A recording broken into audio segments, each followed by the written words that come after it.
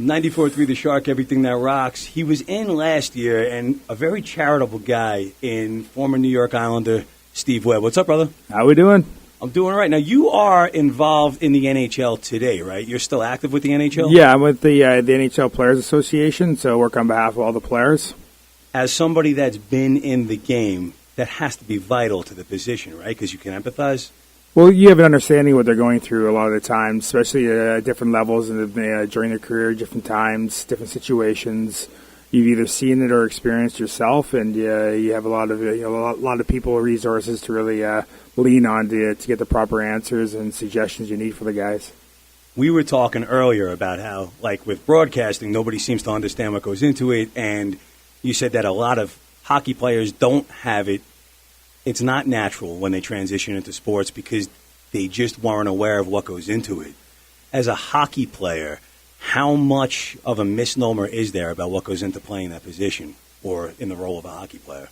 Oh, I think it goes along with anything. Anytime you're at the top of an industry and people out there want to say they can do it, until you really understand, the process that you went through and the day-to-day process, it doesn't seem like a lot while you're there, but the behind-the-scenes effort to work on your craft is a daily thing, and it's a dedication and commitment thing, and a lot of discipline into that, and it goes along with anything at the top of your heap. We talked about people not understanding what you do every day and thinking, you just get on there and toss some things out there and talk to everybody, and it's probably a little bit more complicated than people make it sound, and I think even with athletes going into broadcast careers or going into the media.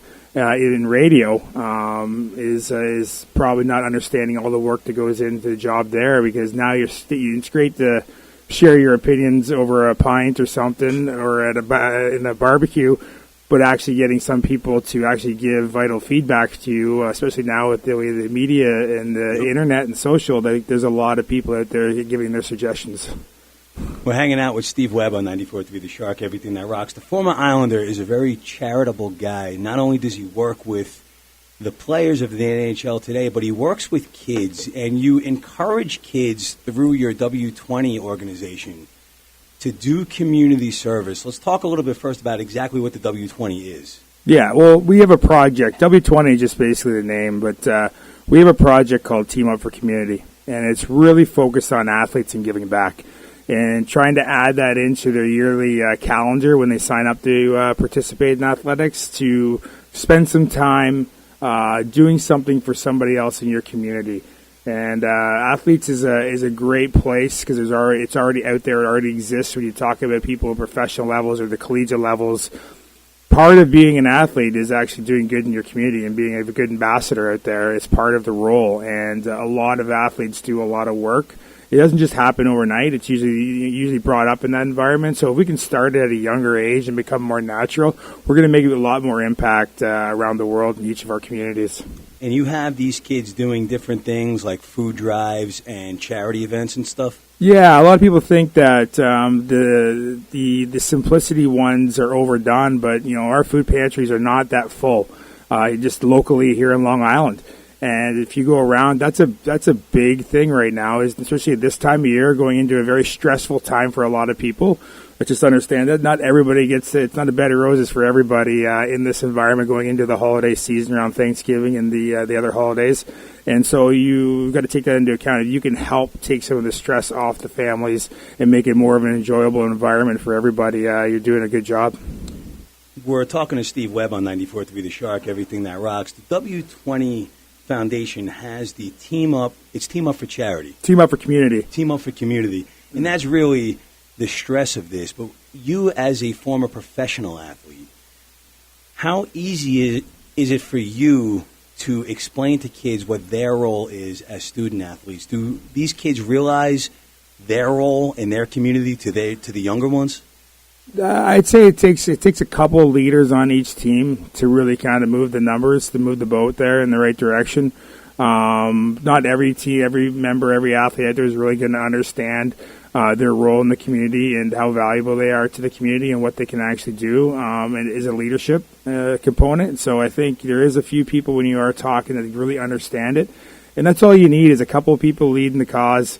whatever it is, whatever that, that time may be that you give to other people, whatever that, that project may be, it's all valuable. And so you just need a couple of leaders in each of the communities to really kind of navigate and kind of get the motivation going for the families and the other kids that are participating. Knowing the amount of athletes you do, between being a part of the Players Association and having friends from your alumni, from your days in the NHL, what was the reception like to other former players and players that you've spoken to about this? Were they encouraged to do something similar to encourage kids to do this kind of thing?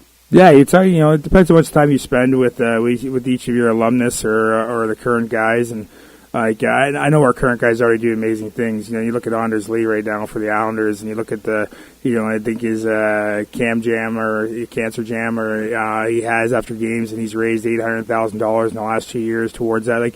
These guys are doing great things out in the community. Sometimes they're more, publicized than others.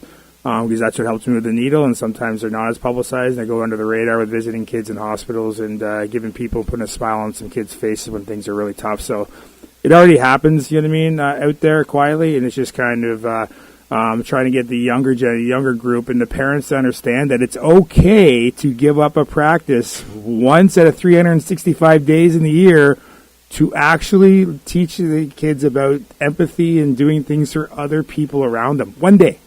One day, asking for 1 hour from all the athletes that are out there. That's a pretty big group of people that if you combined all that service, that's an amazing improvement on our local communities right here. You sacrificed a day or two in your time, and you turned out all right? It's not, it's okay. It's okay, if the one day I don't shoot, on my 100 pucks, or if I didn't do my crossovers that day, or if it's lacrosse or the ball, you can still do that stuff. As well as, by the way, go out and spend an hour and doing something for somebody else. There's a lot of hours in the day, a lot of hours in the week, and a lot of hours in the calendar year to participate. Being a former Islander and hockey player, was it during your career where you realized the necessity to be charitable? Did you have the idea for Team Up for Community while you were playing? Where did all of the charitable thoughts in your head come from? Well, I think it comes from definitely from the people who influenced me. We had a lot of people that spent a lot of quality time with me and giving me some guidance. They took time out of their lives away from their families to support my kind of journey. They were able to have conversations or influence me in a positive way. They were great role models. Did great things in the community. They volunteered their time, and that was kind of where it started. It's back in my hometown. I wanted to carry that forward and kind of as a torch, on their behalf, or just to show them that the work and time that they put into us as children in our time within the youth sports environment, that it basically wasn't unnoticed the amount of time and sacrifice they gave to us to improve our lives. So Steve is going to be teaming up with 94.3 The Shark, and Team Up for Community is teaming up with us during our 1,500 hours of giving. And during all the events that we're at with our truck, we're collecting food. Steve and his crew of student athletes and these amazing kids are doing the same thing. And everything that Steve's crew collects comes to us at 94.3 The Shark, and we're all putting it towards Island Harvest, and we're putting it towards other charity events that we have. So we have an army of collectors out there doing good things.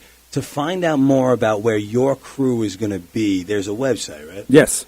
Everything's on our website, teamupforcommunity.org. It's the number 4. It's Team Up 4, number 4, right? You are correct. All right. Yep. And they could find out more about what you guys do and volunteers. You guys need more student athletes involved. So is there a place where you can sign up, or how does it work? Yeah, people can actually just go out and do their volunteer services, then share their information online with us, so we can basically put them into the challenges and maybe win some prizing.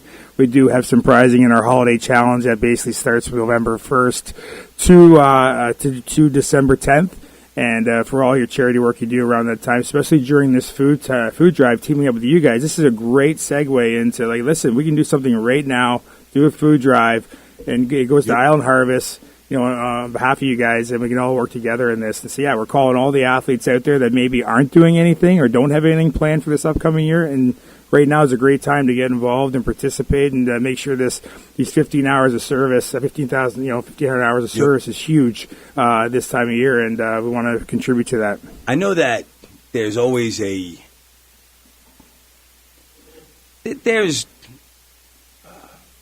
criticism towards kids today, that they're lazy, that they're this, that they're that. But do you think with some athletes anyway, it's just a matter of not knowing what you can do? Yeah. Well, most of the statistics out there in the community service is basically I've never been asked, and I don't know what to do. So here's the thing. We're telling you, we're asking you, not telling you, but we're asking you to participate. And, for all the athletes out there, we're asking the families, we're asking you to participate. And by the way, here's one thing you can actually do. It's a food drive. Knock on your neighbor's doors, have one at your games or at your practices, collect some things. Make sure everybody's got social media and telling everybody what's going on. It's a great way to market, what your team is doing. And then let us know about it so we can pick up the stuff and get it to the right hands. Part of the prizing that Steve was talking about is we're actually going to invite a couple of kids that are into radio, have an interest in broadcasting up here to work with Rob and I, maybe do a shift or whatever. And, of course, Steve's got all the cool hockey stuff. So there's a lot going on. And seeing these kids, do you feel that there's an improvement in their psyche and their personality when they do stuff like this? Well, I think if they have an understanding about who they're influencing and who they're impacting, I think there's more of awareness. The conversation changes. Even if that conversation is for that 1 hour, for that hour and a half, you've now had a conversation around, things that are going on in the world outside of, trying to improve your sports or, improve your education aspect. You're thinking about improving other people's lives. And just to have that one conversation for that short amount of time, even if it's the car ride to or from the event, you definitely change the dialogue with your children, and they definitely will remember that dialogue and when they look at other people and, what they have compared to what others have. Now, I will be remiss before we wrap this up. It would be a wasted opportunity to not ask you a couple of quick hockey questions, having you out there. So, outlook for the Islanders right now. We're not going to talk about what happened in the past and what they don't have now, but looking forward, what do you see from the Islanders? As of right now, things are going along tickety-boo. So they had a good weekend, this last weekend. They definitely were, flying on all cylinders. It seems to be that they got a good environment in the room. It seems like the people here, like with Lou coming in and Barry Trotz coming in and bringing in their staffs, and it's definitely it's the start. It's listen, you can't change things overnight in this environment. I know all fans want it done immediately and snap your fingers on all the New York teams. So, but it's unrealistic to have those expectations. But you can start to see a little bit of an improvement in the environment in general around the players. Do you feel that the switch between arenas is going to be an issue for the team this year? No, you play in different arenas all season long. I think you got to put your A game on no matter what arena, and you have to play 82 games in a season. And by the way, they're 82, and wherever they are, you got to win the game. So you better just be prepared to play those games when they come your way. Steve has always been so open about talking, whether it's charity or it's hockey, and we love having him. And we love the fact that he's going to be teaming with us for the 1,500 Hours of Giving with his Team Up 4 community. And it's teamup4community.org. Learn where all of these events are.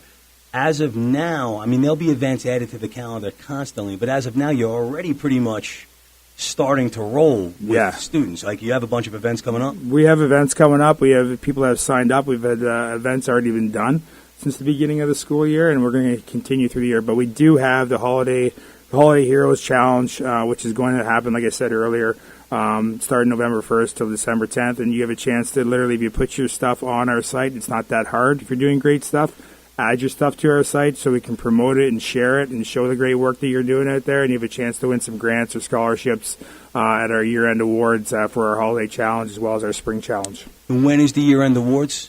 Well, the year-end award we usually do at the end of the school year, at the end of May, early June. So we can accumulate all the great work that people have been doing out there. So there's a lot of time to get this stuff done. Yeah, we have two big events, and one is around the Holiday Heroes, which is I just said, and then one is in the Spring Challenge. They're both video challenges where you share a video for the work you did, and then you get your peers to vote on it, and the most votes win. So we don't pick the right or wrong ones, or the right ones, or whatever one they are. Your peers and how much you share the great work you do actually is deciding about how you win. Steve Webb, thank you so much. We're really looking forward to this, man. This will probably be the best team. Just don't tell my friends that I teamed with an Islander. Yes. We won't share that. Thanks, man.